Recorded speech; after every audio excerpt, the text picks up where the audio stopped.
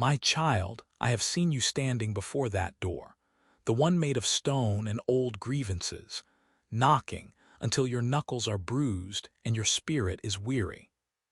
I have watched you pour out your love only to have it evaporate like morning mist against a parched and frozen desert. You are tired, are you not? You have carried the weight of this family member's stubbornness, as if it were a debt you were personally responsible for paying. You have stayed awake in the quiet hours of the night, your mind racing through scripts of what you should have said, or what you might say tomorrow to finally break through the wall they have built around their soul. But I am here to tell you, my beloved, that the time for your striving has come to an end, and the time for my movement has begun. I have heard every sigh that escaped your lips when they turned away from your kindness. I have felt every sting of the sharp words they used to keep you at a distance. You feel as though you are losing them, and in that loss, you feel a profound loneliness that echoes through the halls of your home. But I am the master of the heart, the architect of the human spirit, and I tell you today that no wall is too thick for my light to penetrate, and no heart is so hardened that my love cannot dissolve its defenses. This person who seems so unreachable is not a mystery to me. I was there when the first layer of ice formed over their heart. I saw the hurts they never told you about, the disappointments that taught them to value silence over vulnerability, and the fears that they mask with anger and pride. To you, they appear stubborn. To me, they appear frightened and lost. And because you have asked me to intervene, I am moving in ways you cannot yet see. While you are worrying about the unpaid bills and the mounting pressures of your daily life, I am already working on the spiritual architecture of your family. You worry about your finances, wondering if there will be enough to cover the gaps, and I see how that anxiety makes the family tension feel even heavier. But hear me now. The same hand that feeds the birds of the air and clothes the lilies of the field is currently reaching into the deepest, coldest chambers of that family member's heart. I am sending my spirit to whisper to them in the silence of their own thoughts. When they are alone, in those moments before sleep when the ego is weak, I am reminding them of the warmth of your love. I am uncovering the memories of joy that they have tried so hard to bury under layers of resentment. I am not using a hammer to break them. I am using the steady, persistent warmth of my grace to melt them. Just as the sun does not need to shout to melt the winter snow, my presence does not need to argue to change a mind. You must trust me in this season of waiting. I know it feels like nothing is changing, but beneath the surface, the foundations are shifting. I am removing the scales from their eyes so they can see your heart for what it truly is, a vessel of my love. Do not let your own heart become hardened by their resistance. If you meet their coldness with your own, you only add more stones to the wall. Instead, I ask you to rest. Give me your anxiety about the money, the future, and the silence in your home. I am your provider, and I am your peace. I am the God of the breakthrough. The miracle you are seeking is not just a change in their behavior, but a resurrection of the relationship that was once dead. I am breathing new life into the dry bones of your family tree. Even now, I am softening the soil of their spirit, so that the seeds of kindness you have sown over the years can finally take root and grow. You are not alone in this battle. I am standing beside you, and I am going before you. This stubbornness is not the final chapter of your story. I am writing a new ending, one defined by reconciliation, by tears of healing, and by a peace that passes all understanding. Hold onto my hand and breathe. The ice is beginning to crack, and the spring is much closer than you think. My love is relentless, my mercy is new every morning, and my power to heal is greater than any human will to resist. Rest in me tonight, for I am doing what you cannot do, and I am doing it with a tenderness that will leave you both transformed. You are my precious child, and your family is held within my palm. Nothing is lost that I cannot find, and no one is so far gone that I cannot bring them home. Believe in the miracle that is already unfolding in the hidden places of the heart. Walk with me through the halls of your home, those spaces that have felt more like a fortress than a sanctuary lately. Notice the shadows in the corners, the places where laughter used to echo, but has since been replaced by the heavy thrum of unspoken words. You have walked these floors with a heavy heart, counting the steps and the sighs, wondering if the air will ever feel light again. I see you in the quiet moments of the late evening, when you sit by the window and watch the world go by, feeling as though your own world has come to a standstill because of one person's refusal to bend. Do not be discouraged by the stillness. In the silence, I am vibrating with purpose. Think back to the days before the frost set in. Do you remember the sound of their genuine laughter, the way it used to fill the kitchen while you cooked together? Do you remember the way they used to lean on you for strength, before pride taught them to stand in a self-imposed isolation? I have not forgotten those versions of them. I keep those memories like precious jewels, and I am using them even now as a blueprint for the restoration that is coming. I am whispering to them in the dead of night, when their defenses are lowered by sleep. I am playing back the tapes of your kindness, the way you held your tongue when you had every right to speak, the way you left a cup of tea on the table even after a day of cold shoulders, the way you prayed for them when they were at their most unlovable. These are not wasted efforts. They are the gentle, persistent drops of water that eventually wear down the hardest granite. You feel as though you are losing ground, but I tell you, you are gaining it in the spiritual realm. Every act of grace you extend is a crack in their armor.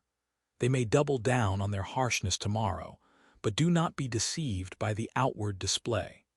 A cornered animal often snarls loudest when it is closest to being tamed.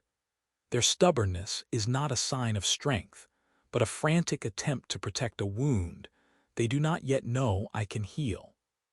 I want you to look at them not through the lens of your frustration, but through the lens of my compassion. Look at the tired lines around their eyes, the tension they carry in their shoulders. They are exhausted from the weight of their own resistance. They are fighting a war against their own need for love, and it is a war they are destined to lose because my love is an invading force that knows no boundaries. I am stirring up the embers of their conscience. I am bringing to their mind the smell of the old family house, the sound of a particular song that used to bring tears to their eyes, the memory of a hand held during a difficult season. I am using the small, mundane details of your shared life to weave a net that will catch them when they finally decide to let go. You have spent so much energy rehearsing the arguments you want to win, the points you want to prove, the apologies you feel you are owed. Lay those scripts down. They are heavy burdens that you were never meant to carry. When you speak to them, let your words be seasoned with the salt of my spirit. You do not need to defend yourself, I am your defender. You do not need to convince them of their errors, I am the one who convicts the heart. Your task is simply to be the light in the room, the steady heat that melts the ice. Think of the garden in the winter. To the naked eye, everything looks dead, brown, and brittle. But beneath the surface, life is pulsing. The roots are deepening, preparing for a surge of growth that the world cannot yet see. That is the state of your family today. The dry bones are beginning to rattle. There is a movement in the deep, a shifting of tectonic plates within their soul. Soon, the pressure will give way to a breakthrough. I am preparing a table for you both, a place of communion where the bread will be broken and the bitterness will be poured out like old, sour wine to be replaced by the new wine of my presence. I am asking you to wait with me. Do not rush the process. If you force a flower to bloom before its time, you damage the petals. Let the warmth of my love do the work. I am the master gardener, and I know exactly when to prune and when to water. I am working on the generational knots that have tied your family tree in tangles for decades. I am undoing the patterns of pride and the legacies of silence that were handed down to this person from those who came before. You are the generation where the cycle breaks. You are the one through whom I am pouring a new legacy of softness. When they look at you, they see a mirror they are afraid to look into, because your peace exposes their turmoil. Do not apologize for that peace. Let it be the lighthouse that guides them back to the shore. Tonight, as you lay your head on your pillow, I want you to visualize me standing in the gap between you and this family member. See me holding both of your hands, bridging the chasm that pride has dug. Feel the tension leaving your own body as you realize that the outcome does not depend on your perfection, but on my faithfulness. I am the God who found the one lost sheep, and I am the God who waits at the end of the driveway for the prodigal to return. This stubbornness is just a detour, not the destination. I am guiding their feet back to the path of peace, even if they are currently kicking against the stones. Rest in the knowledge that I love them even more than you do, and my reach is longer than any distance they can run. I am not finished with them, and I am certainly not finished with you. The story is deepening, and the best chapters, the ones filled with the beauty of a softened heart, are still being written in my golden ink. Watch closely in the coming days, for my work is often done in the pauses between words and the spaces between breaths. When you sit across from them at the kitchen table, and the air feels heavy with the weight of things unsaid, do not rush to fill that silence with your own defense. I am in that silence. I am the quiet hum of the refrigerator, the warmth of the sun hitting the linoleum floor, and the steady beat of their own heart, a heart I fashioned with my own hands. Observe the way they grip their coffee mug, their knuckles white with a tension they don't even realize they are carrying. That tension is the physical manifestation of the walls they have built to survive. They believe that to let go is to drown, but I am teaching them how to float. I am the water, and I am the breath. You see the scowl, the dismissive wave of the hand, or the sharp retort that stings like a desert wind, but I see the frightened child who learned long ago that vulnerability was a weakness to be punished. I am going back into those rooms of their memory, those dusty hallways of the 1970s and 80s, where doors were slammed and feelings were tucked away like moth-eaten coats in a dark attic. I am opening those doors. I am letting the light of my presence sanitize the wounds that have been festering for decades. You feel the friction of their resistance, but that friction is actually the sound of the gears beginning to turn after a lifetime of being rusted shut. Do not be discouraged by a loud no when I am working on a quiet yes. Think of the great-grandfather whose name is barely whispered now, the one who carried his anger like a badge of honor. I am unmasking that anger. I am showing this family member that they do not have to be the curator of a museum of grudges. I am replacing the heavy stones of resentment they have been carrying in their pockets with the smooth pebbles of my grace. Have you noticed the way they have been looking at old photographs lately? Or how they lingered a little longer on a song that used to play in their youth? Those are not accidents. Those are my fingers strumming the chords of their nostalgia, loosening the soil of their heart so that the seeds of reconciliation can finally take root. You are the gardener in this season, beloved. Your role is not to force the bloom, but to keep the ground watered with your prayers and to pull the weeds of your own frustration. Every time you respond with a gentle word to a harsh one, you are pouring living water onto their parched spirit.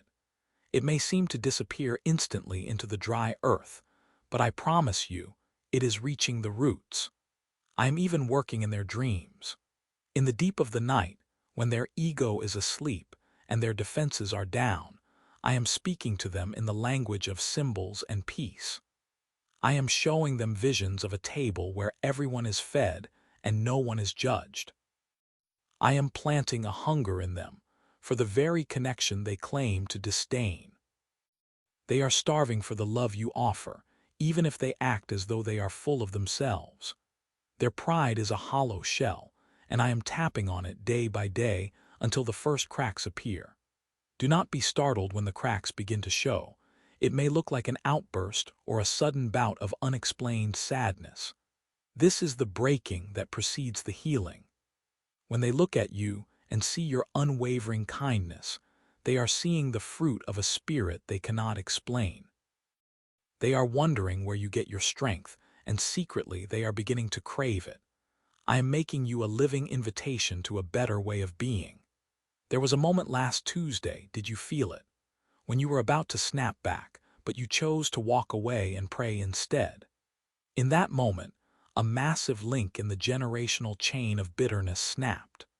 You didn't see the sparks in the physical realm, but in the spiritual realm, the foundations of that stronghold groaned. You are winning battles you cannot see with weapons of peace you didn't know you possessed. I am the architect of this restoration. I am not just patching up an old relationship. I am building a new cathedral where the ruins of the past once stood. I am using the very stones they threw at you to pave the path back to the Father's house. This family member is not your enemy. They are my project, and I never leave a masterpiece unfinished. Look at their hands. The lines in their palms tell a story of labor and loss. I am writing a new line there, a line of mercy that intersects with their history. I am teaching them that it is safe to be soft. I am teaching them that the world will not end if they say, "I'm sorry." I am working on the architecture of their pride, removing the load-bearing walls of being right, and replacing them with the pillars of being loved. You must stay the course. When you feel weary, come to me and let me fill your cup.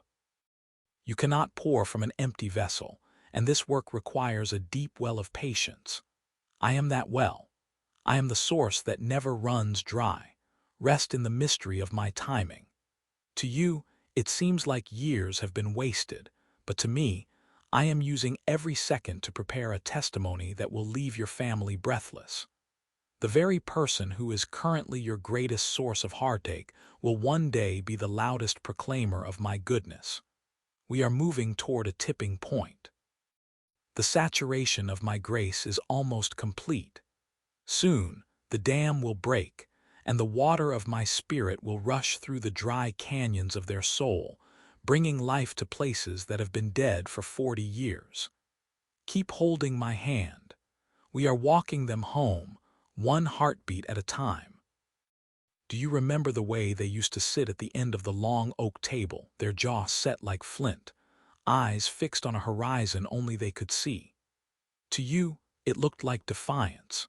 To me, it looked like a child lost in a thicket of their own making, terrified that if they let go of their anger, they would have nothing left to hold them upright. I see the armor they wear, the heavy, rusted plates of never again and always this way, and I know where the hinges are weak. I am not coming with a battering ram to break them down. I am coming like the morning sun that coaxes the tightest bud to open. I am in the quiet moments now. I am in the hum of the refrigerator in the middle of the night when they get up for a glass of water, and the weight of their own history feels heavier than the air around them. I am there when they look in the bathroom mirror, and for a fleeting second, the mask slips, and they see the weariness of their own soul. I am thinning the veil of their denial. You noticed, didn't you? That split second yesterday when their eyes met yours and they didn't look away immediately. That was not a fluke. That was a crack in the armor. That was my light finding a way through a fissure they forgot to seal. I am reclaiming the heritage of this house. The words spoken in anger in the hallways of years past are being scrubbed away by the silent prayers you offer as you fold the laundry or sweep the porch. You think your intercession is a small thing, but it is a cosmic force. It is the atmospheric pressure that prevents the storm from destroying everything. Watch the way they handle their tools now, the hammer, the garden trowel, the steering wheel. There is a new hesitancy, a subtle gentleness that wasn't there when the winter of their discontent was at its peak. I am softening the calluses not just on their hands, but on the very membrane of their spirit. Think of the childhood they never spoke of, the rooms in their memory where the lights were turned off long ago. I was there in those shadows, too. I saw the moment they decided that vulnerability was a death sentence, and I have been waiting for this precise season to show them that my strength is made perfect in the very weakness they fear. I am weaving a new tapestry out of the frayed threads of your family tree. Where there was bitterness, I am planting a root of curiosity. They are beginning to wonder why you are still standing. They are beginning to question why your heart hasn't hardened into a stone like theirs. That curiosity is my hook. It is the gentle pull of a tether that leads back to the shore. When you speak to them, do not worry about the perfect words. I am in the pauses. I am in the way you listen when they repeat the same old grievances. Every time you respond with a piece they haven't earned, you are rearranging the furniture of their mind. You are showing them a new way to sit, a new way to breathe. We are dismantling the house of cards they built to protect their ego. It feels like an earthquake to them, but to me, it is the clearing of a site for a cathedral. I am teaching them the language of the unspoken. For 40 years, they have used silence as a weapon. I am turning it into a sanctuary. Soon, the silence between you will no longer feel like a battlefield covered in fog, but like a garden in the early dawn, full of potential and the scent of rain. I am working on their dreams, too. In the hours of their deepest sleep, I am replaying the scenes of their life, but through the lens of my compassion. I am showing them where I was when they felt abandoned. I am showing them that the enemies they fought were often just shadows of their own pain. When they wake up, they feel a strange restlessness they cannot name. That is me, stirring the waters of their heart. Do not be discouraged by a sharp word or a sudden retreat into old habits. A dying ego often thrashes before it surrenders. It is the final protest of a king who knows his reign is over. I am the new king of their heart, and my reign is one of mercy. You are my partner in this holy undercover operation. Every time you choose to love them when they are unlovely, you are signing my name on the walls of their soul. Stay steady.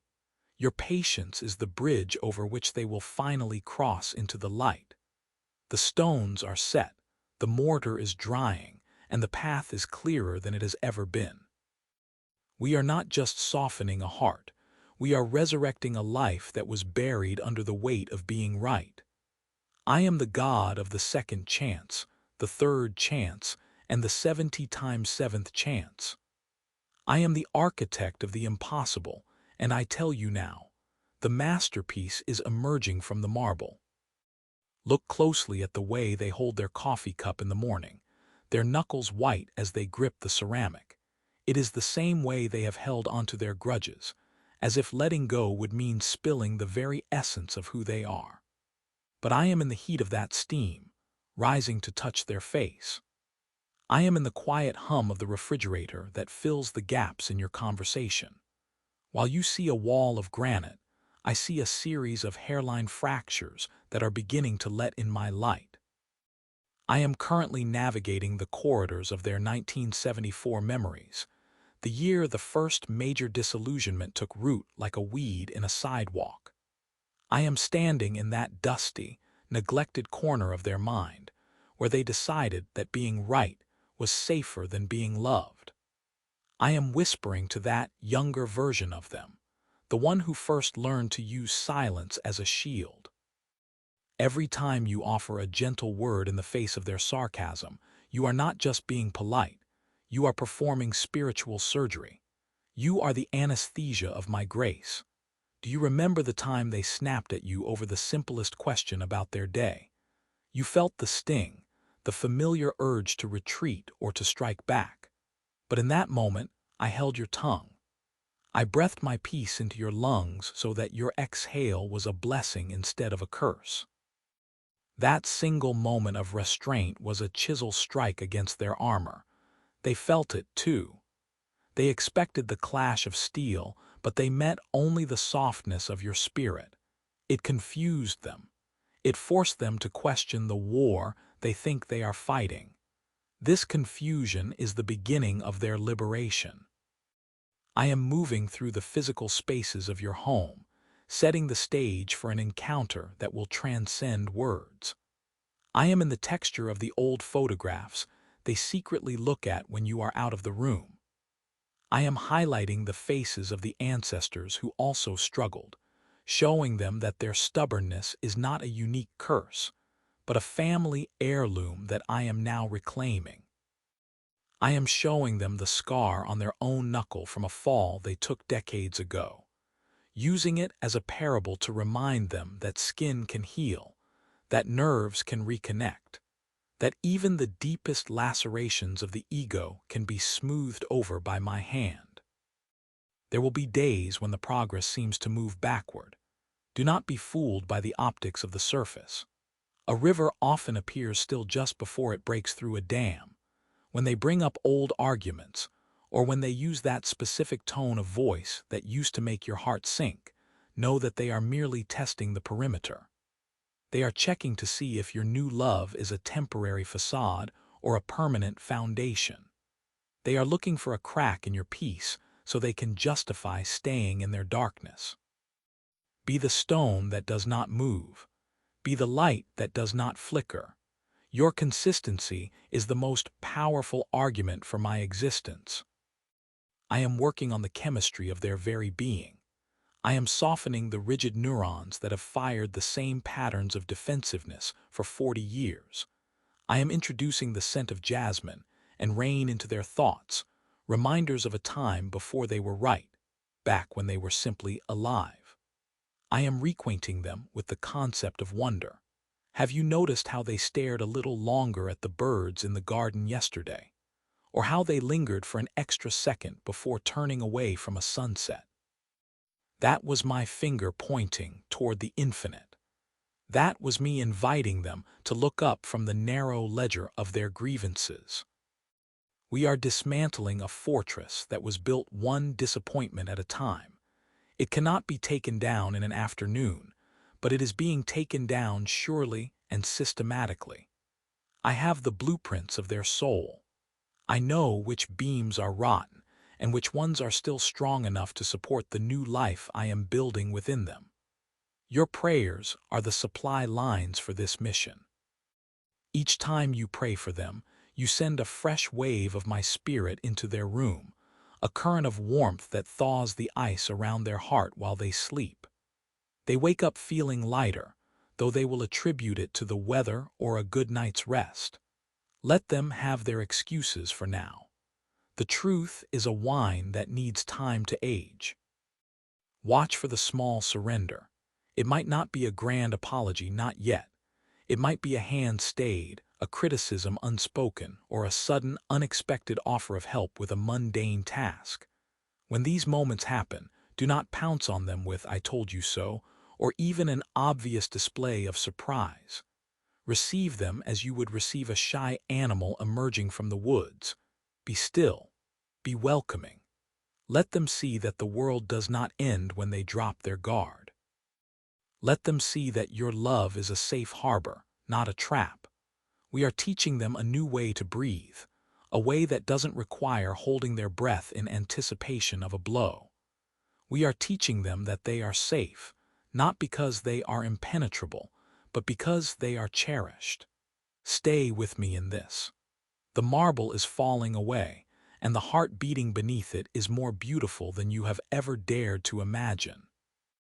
Observe the way they lingered over the coffee today, watching the steam rise against the morning light. That tiny pause is a victory we have won together. For decades, they have worn their tension like armor, convinced that to relax was to be vulnerable, and to be vulnerable was to be destroyed. I am showing them, through the quiet rhythm of your presence, that grace is not a weapon. Remember that rainy Tuesday last month. You thought your silence was a failure, but it was actually the soil they needed. In that silence, they weren't being judged. They were being held by the weight of my peace. I am currently working on the archives of their memory. There is a drawer labeled betrayal that has been locked since they were 12 years old, smelling of old paper and bitter cedar. Every time they snap at you, they are actually protecting that drawer, afraid that if they let anyone in, the contents will spill out and drown them. But I am the master of the tides. I am gently prying the lock, not with a crowbar, but with the persistent warmth of your patience, replacing those jagged memories with the soft light of the present moment. Think of the garden they once loved. Do you remember how they used to spend hours among the hydrangeas? That part of them isn't dead.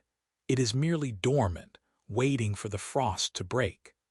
I am the sun that warms the earth, and you are the rain that softens the clay.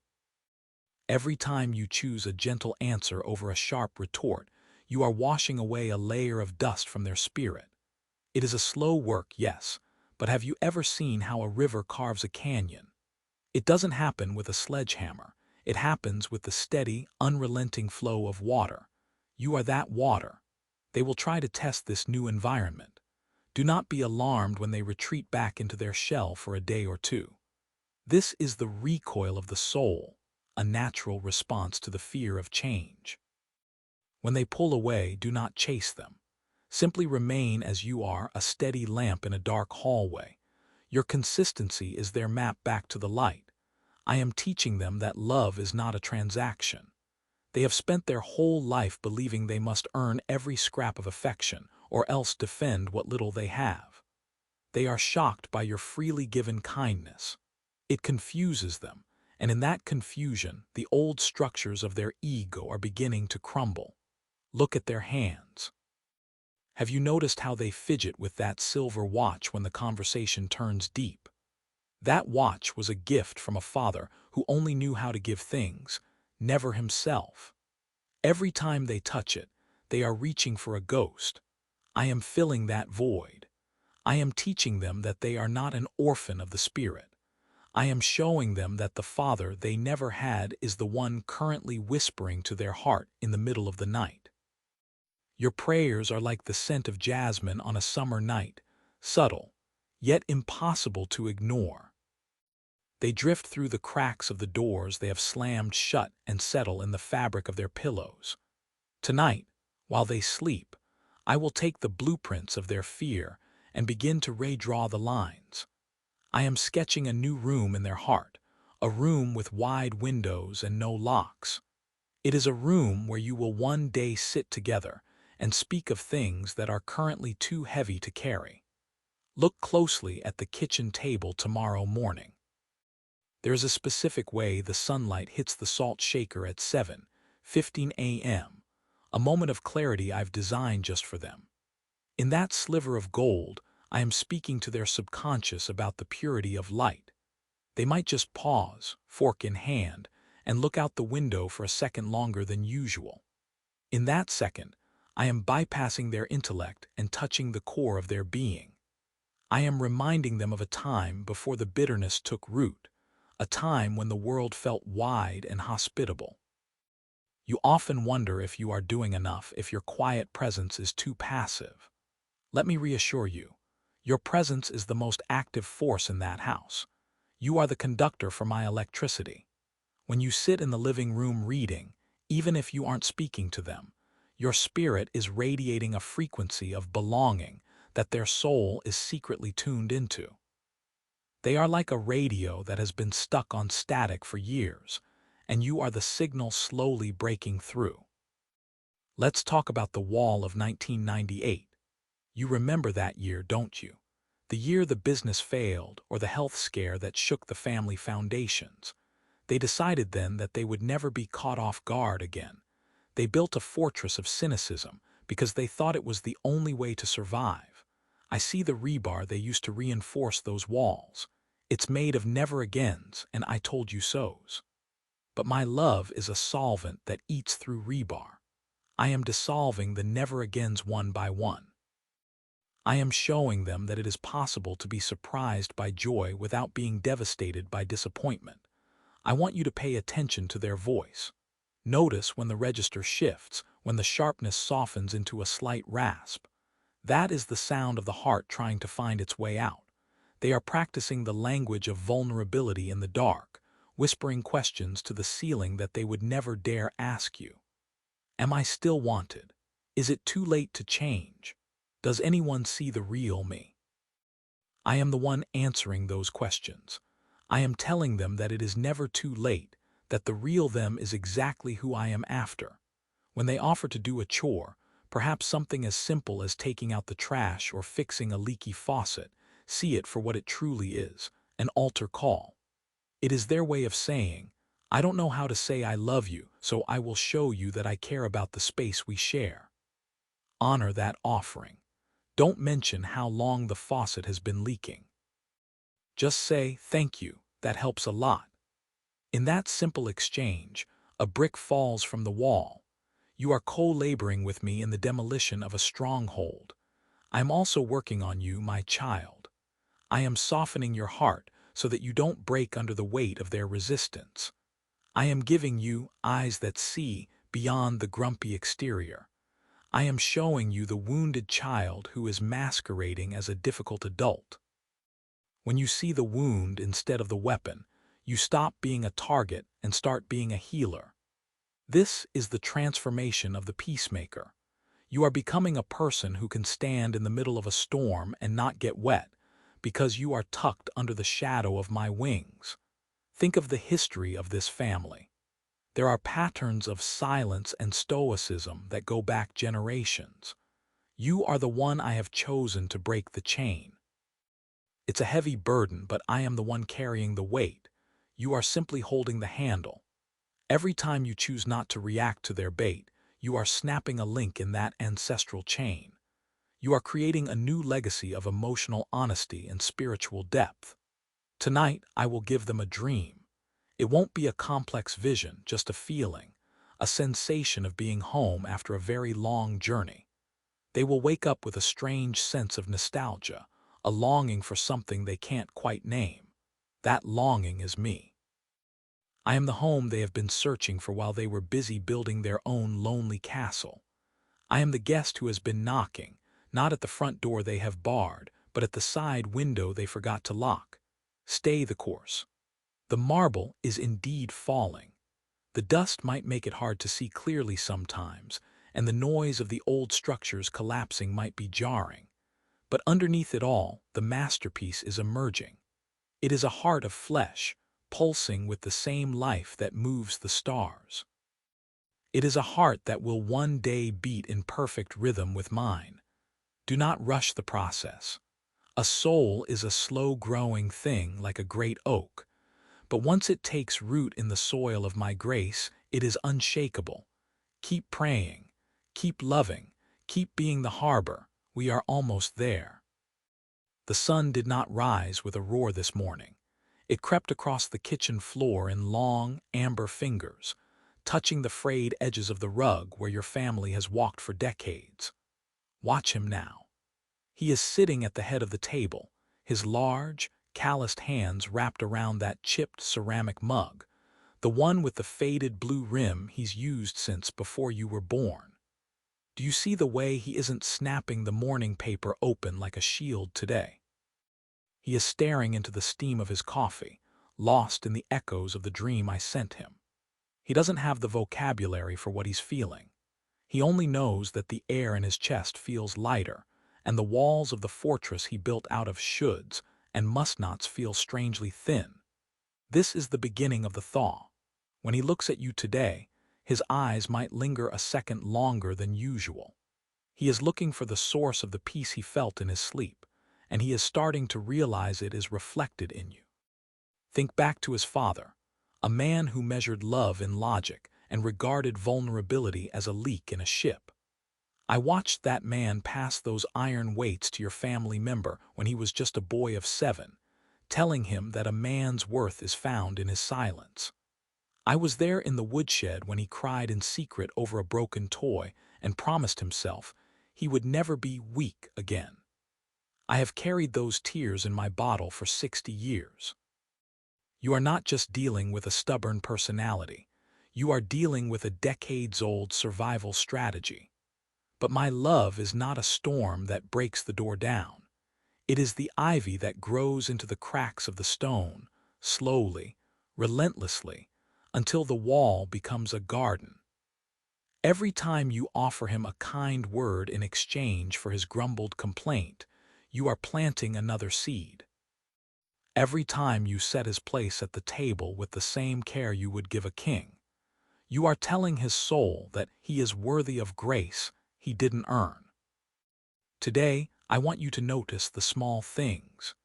Notice the way he might pause before the old photograph on the mantel, the one of the wedding in 1974, where everyone looked so stiff and terrified of the camera. He is looking for a version of himself that he lost somewhere between the mortgage payments and the funerals. He is wondering if that boy is still alive inside the armor. When he speaks to you today, his voice might carry a slight tremor, or he might share a memory that seems entirely random, perhaps the smell of the rain on the hot pavement during the summer of his youth, or the way his mother used to hum while she hung the laundry. These are not distractions. These are the first bricks falling from the wall. Listen to him with your heart, not just your ears. Don't try to lead the conversation toward an apology or a breakthrough. Just be the space where he is allowed to be human. There is a specific rhythm to this softening, much like the way a seasoned piece of wood finally accepts the oil. You cannot rush the absorption. If you pour too much at once, it just pools on the surface and runs off. You must apply it drop by drop, day by day. I am the oil and you are the hand. Together, we are restoring the luster to a soul that has grown dull and brittle from the cold. Tonight, as the house grows quiet and the shadows lengthen in the hallway, he will feel an impulse to reach out. It might be a simple text message, or a heavy hand placed briefly on your shoulder as he walks past your chair. Do not overanalyze it. Do not demand more than he can give in this moment. That touch is his way of saying, I am afraid to be soft, but I am trying. It is a sacred gesture. Treat it with the reverence you would give a flickering candle in a dark cathedral. Remember the grandfather who never spoke. I am healing him through this man. I am reaching back through time, through the bloodline, and I am washing away the grit of generational stoicism. You feel the weight of it, don't you? The exhaustion of being the only one who cares about the deep things. But you are not alone in the deep. I am the floor of the ocean you are swimming in. I am the current that is pulling him toward the shore.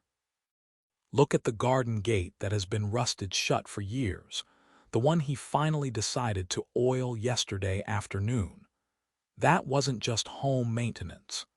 That was a physical manifestation of his internal landscape. He is tired of things being stuck. He is tired of the friction. He is starting to crave the ease of my spirit, though he doesn't have the theology to name it. Continue to be the harbor, my child. A harbor doesn't chase the ships.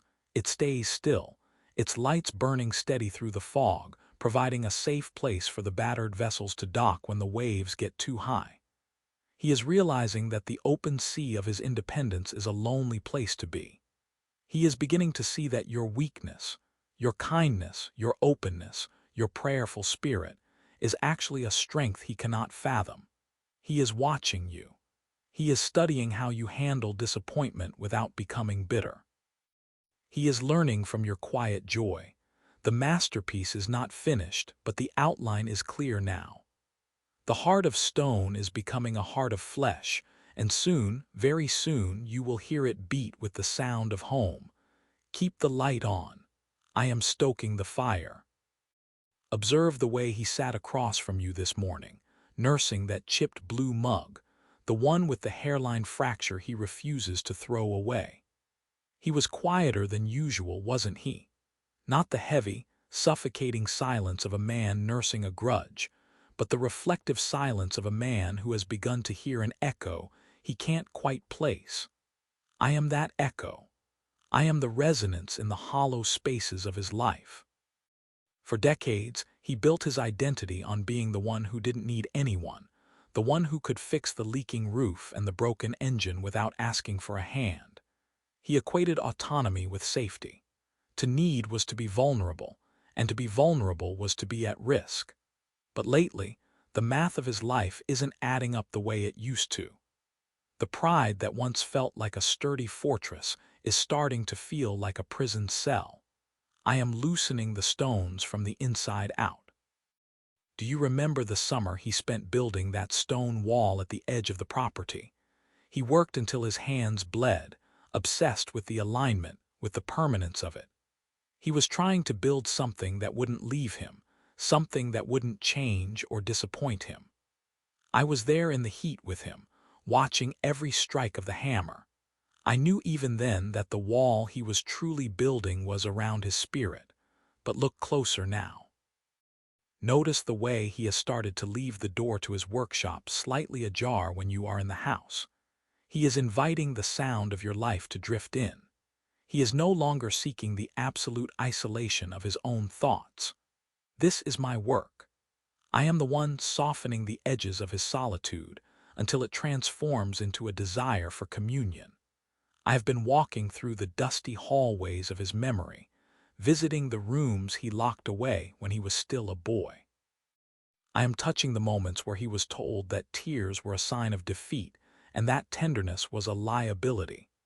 I am healing the child in him that learned to survive by becoming invisible and impenetrable.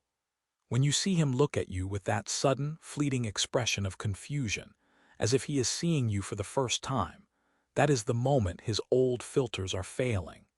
He is seeing the light of my presence in your eyes, and it is disarming him.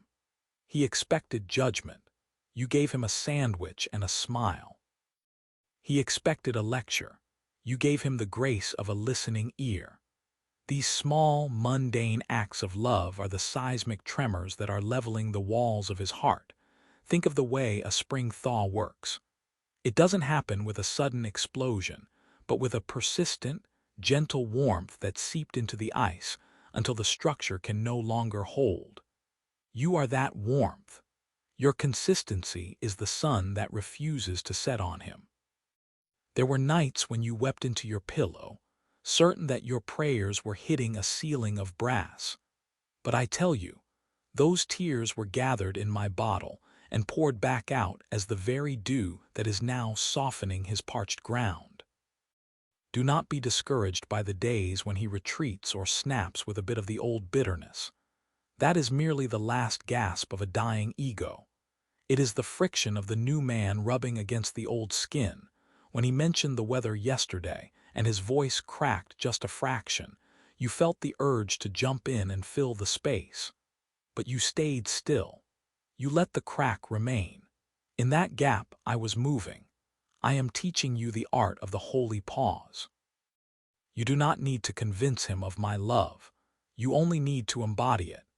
He is watching the way you handle the news on the television, the way you speak of the neighbors, the way you tend to the small hurts of the day. He is comparing your inner peace to his inner turmoil, and for the first time in his life, he is willing to admit that you have the better portion. He is beginning to wonder if the weakness he despised is actually the secret to the endurance he craves. I am bringing him to a place of holy exhaustion. He is tired of holding up the sky. He is tired of being the king of a dry and dusty kingdom. Soon, the questions will start to come. They will be awkward at first, disguised as complaints or idle curiosities, but they will be the reaching out of a drowning man for a lifeline. When he asks why you don't get angry like you used to, or why you still have hope when the world is in chaos, know that the gate is finally swinging wide. I have already prepared the words you will speak, but more importantly, I have prepared the spirit in which you will speak them. There will be no "I told you so" in your heart, only the deep, resonant joy of a shepherd finding a lost sheep. Keep the table set. Keep the flowers in the vase on the windowsill. These are not just decorations. They are signals of a welcome that is not dependent on his performance. You are creating an atmosphere where it is safe for him to fail. For a man who has lived his life under the tyranny of perfectionism and self-reliance, the safety to fail is the greatest gift you can offer. I am in the kitchen with you. I am in the living room when you both sit in a silence that is finally becoming comfortable. I am the invisible guest who has been invited by your faithfulness. The heart of stone is cool to the touch, but the heart of flesh carries warmth, and I can feel the temperature rising in him. The blood is flowing back into the numb places. It might sting him at first, the return of feeling often does, but the life that follows is worth every ache of the awakening. Stay steady, my beloved. The harbor is ready and the ship is turning toward home. Look now as he pauses by the hallway mirror. He does not see the man he used to be, the one with the iron jaw and the eyes that never wavered. He sees the softening of his own features, and for the first time in decades, he does not look away in shame. He is beginning to recognize the image I placed within him before the world taught him to build a fortress. Do you see the way he touched the edge of the kitchen table this morning? It wasn't just to steady himself. It was a caress of the familiar, a silent acknowledgement that this space has become a sanctuary. He is relearning the language of belonging. Yesterday, when you dropped that glass and it shattered across the linoleum, do you remember his reaction? Usually, he would have huffed, a sharp sound of judgment for your clumsiness. But instead, he stayed seated, his hand tightening on the arm of the chair, and he simply asked if you were hurt. That was a tectonic shift in the geography of his soul. The plates of his pride are sliding, making room for a new landscape. I was there, holding his heart steady so the tremor of his changing nature wouldn't overwhelm him. He is terrified, my child, though he will never say it. He is terrified because if he is not the strong one, he doesn't know who he is. You are showing him that he can be the loved one instead, and that is a far more permanent foundation. Keep your words few. Let the soup simmer on the stove. The scent of rosemary and garlic is doing more work than a sermon could. It smells like safety. It smells like a childhood he can barely remember, a time before he felt he had to carry the weight of the sky on his shoulders. In the coming days, he will start to speak of his father, the man who taught him that silence was the only armor worth wearing. Listen with your whole soul. When he mentions the old workshop or the smell of sawdust, he is actually talking about his wounds. He is showing you the blueprints of the walls he built. Do not tear them down, just keep walking through the doors I have already opened. Watch the way he looks at the garden now. He used to see only weeds that needed pulling, tasks that needed conquering. Now, he sees the way the light catches the dew on the hostas. He is noticing beauty because the static of his own ego is finally beginning to fade. I am tuning his heart to a different frequency. You might notice him lingering in rooms after you have left them, as if trying to catch the lingering warmth of your peace. Let him. This is the shadow learning of grace. He is absorbing the atmosphere of my presence through you.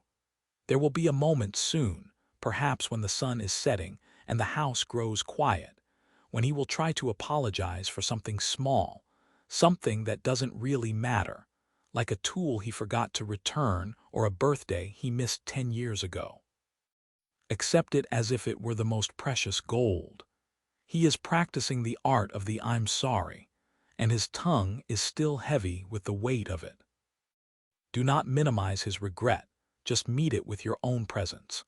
I am stretching the minutes of your evenings together, making the time feel vast and unhurried. There is no deadline for this healing. The seasons do not rush the blooming of the rose, and I am not rushing the blooming of this man. He has been a winter tree for so long, gnarled and bare, but the sap is rising. Can you feel the expectancy in the air? It is the same feeling as the earth just before the first green shoot breaks the frost. Do not be afraid of the tears that may eventually come. His tears will be the rain that washes away the dust of his long, lonely journey. When they fall, do not feel you must provide an answer. Your silence, filled with my love, will be the basin that catches them. He is realizing that he no longer has to earn his seat at your table. He is realizing that his worth is not found in his utility, but in his existence. This is the hardest lesson for a man like him to learn, but you are a patient teacher. Remember the old quilt, the one with the frayed edges that he used to want to throw away. Today, I saw him pull it over his knees while he sat on the porch. He is beginning to value the broken things, the mended things, the things that have survived the years. He is beginning to value himself. I am in the breath he takes before he speaks. I am in the courage it takes for him to stay in the room when he wants to run back into his isolation. You are the lighthouse, and he is the weary sailor who has finally stopped fighting the current. The waves are bringing him in, not by force, but by the steady pull of a love that will not let him go. Consider the way he handles the mail now. For years, he treated every envelope like a battle to be won. Now, he sets them aside to watch the birds at the feeder you hung. He is learning that the world continues to turn even when he isn't the one spinning it. He is discovering the liberation of being small. I want you to look for the moment he offers to help you with something he once considered beneath him. Perhaps it will be drying the dishes or folding the laundry. Do not protest. Do not say, "I've got it." Let him serve. In his service, he is finding a new kind of dignity, one that doesn't require a pedestal. He is learning the royalty of the towel and the basin. This weekend, the storm will rattle the windows and the power may flicker. In the darkness, you will see his old instinct to command, but instead you will see him settle. He will be the one to light the candles, and in the glow of those small flames, the shadows of his bitterness will look smaller than they ever have. You will see his eyes soften in the candlelight, and you will see the boy he used to be, the one who was told he had to be a man before he was ready. I am reparenting him through your kindness. I am giving him the childhood of grace he was denied. He might mention his mother's laugh, a sound he hasn't spoken of in 40 years. When he does, know that a seal has been broken on a very deep well. The water that comes out might be bitter at first, but it will soon turn sweet. You are witnessing a miracle of resurrection. Every time he catches your eye and doesn't look away, a link in the chain of his stubbornness snaps. He is finding that the vulnerability of love is actually a strength he never possessed. I am knitting together the frayed edges of his peace. You are the needle, and my love is the thread. Stay patient when he has a gray day, where he retreats into the old caves of grumpiness. It is only the habit of the soul trying to protect itself from the intensity of the new light. Do not take it as a setback. Even the tide pulls back before it rushes in further. Your steady pulse of affection is the metronome he uses to find his rhythm again. Look at the way he now holds his coffee mug with both hands, as if warming himself from more than just the liquid inside. He is drinking in the safety you have built. He is realizing that he is not a project to be finished, but a person to be enjoyed. And as that realization sinks in, the last of the ice around his heart will crack.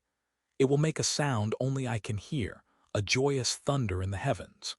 You are doing well, my faithful one. You are the hands I am using to stroke the brow of a man who has forgotten how to be comforted. The journey has been long, and your own heart has been weary, but look at the horizon. The colors are changing. The dawn is not just coming, it is already here, reflected in the softening lines of a face you have loved through the hardest winters. We are moving into a season of soft earth and planting. The ground is ready.